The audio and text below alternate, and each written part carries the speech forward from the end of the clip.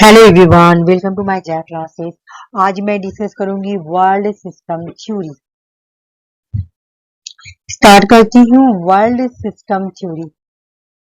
World system theory इस बात को एक्सप्लेन करती है कि जो करेंट वर्ल्ड इकोनॉमी है वो कैसे और किस तरह से काम करती है। ये जो थ्योरी है वर्ल्ड सिस्टम थ्योरी, इस थ्योरी को किसने इंट्रोड्यूस करा था? वो है एमेनुअल वॉलस्टीन। एमेनुअल वॉलस्टीन ने 1970s में वर्ल्ड सिस्टम थ्योरी को इंट्रोड्यूस करते हैं। ये थ्योरी मॉडर्नाइजेशन थ्योरी को क्रिटिसाइज करने के लिए आई थी। एमेनुअल वॉलस्टीन की बुक है द मॉडर्न वर्ल्ड सिस्टम। ये बुक है 1976। ये बुक है 1976 की। उसके बाद हम ये देखते हैं ये जो थ्योरी है इसके जो एलिमेंट्स हैं वो मार्क्सिज्म एंड न्यू मार्क्सिज्म से ही लिए गए हैं। और वर्ल्ड सिस्टम थ्योरी एक थ्योरी से इन्फ्लुएंस हुई है, वो है डिपेंडेंसी थ्योरी। डिपेंडेंसी थ्योरी जो है ये लातीन अमेरिका में 1960s में आई थी।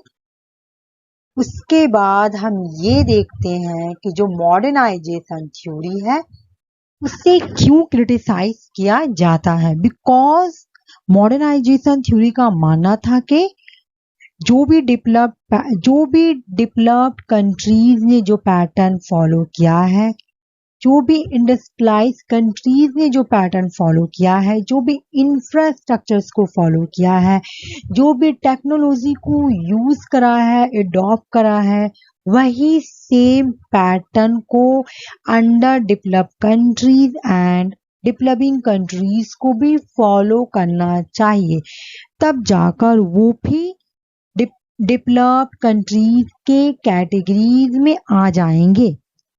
उसके बाद 1960s में डिपेंडेंसी थ्योरी आती है और ये थ्योरी इस बात को एक्सप्लेन करती है कि जो लातीन अमेरिका, एशिया, अफ्रीका जैसे कंट्री है क्यों अभी तक डेवलप्ड कंट्री की कैटेगरी में नहीं आई है। उसके बाद 1970s में वर्ल्ड सिस्टम थ्योरी आती है और इसलिए world system theory and dependency theory जो है मॉडर्नाइजेशन थ्योरी को क्रिटिसाइज करती है। इसके बाद नेक्स्ट पेज में है अकॉर्डिंग टू वॉलस्टीन। वॉलस्टीन ने वर्ल्ड इकोनॉमी को मेन 3 कैटेगरीज में डिवाइड करते हैं। First is the core, second is the semi periphery and third is the periphery countries.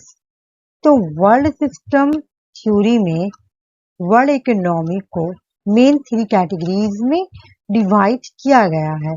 First है core countries, second is the semi periphery countries and third is the periphery countries. But dependency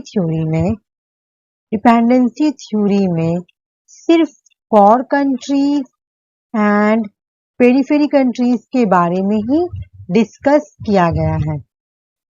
उसके बाद हम ये देखते हैं core countries में कौन सी countries आती है। कोर कंट्रीज में वो कंट्रीज आती है जो वेल्दी इंडस्ट्रियलाइज कंट्रीज होती हैं, जो ग्लोबल इकोनॉमी को डोमिनेट करती है। कोर कंट्रीज कौन सी कंट्रीज होती है, ये क्या करती है?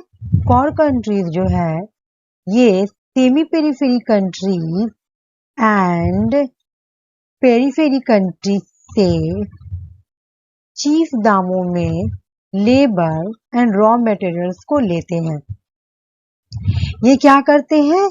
Periphery countries and semi periphery countries से चीप दामों में लेबर एंड रॉ मटेरियल्स को लेते हैं और उन रॉ मटेरियल्स से जो भी गुड्स तैयार होते हैं उन गुड्स को semi periphery countries and periphery countries को हाई प्राइस में एक्सपोर्ट करते हैं। इस तरह से कोर कंट्रीज को प्रॉफिट होता है और कोर कंट्रीज जो है semi periphery countries and periphery countries को एक्सप्लॉइट करती है।